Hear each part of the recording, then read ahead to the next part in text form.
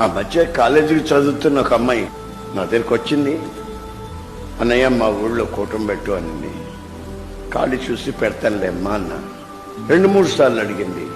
నాకు ఖాళీ లేక చేస్తానులేమ్మా, కొంచెం ప్రోగ్రామ్ చేసి చెప్తానులేమ్మా అన్న. 4వసారి ఏం చేసిందో తెలుసా? తన ఒంటి మీద ఉన్నటువంటి నగలన్నీ తీసి పొట్లం కట్టింది.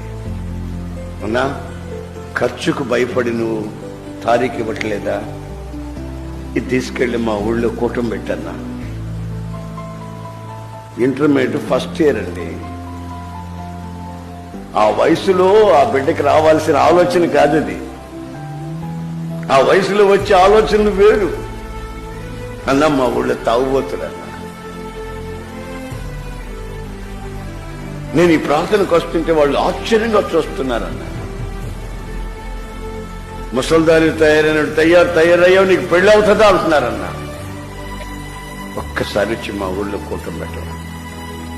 ఆ మాట చెప్తుంటే నా కళ్ళ నిండా నీళ్ళు వచ్చి, ఈ వయసులో ఒక ఆడపిల్ల మాట్లాడే మాటేనా?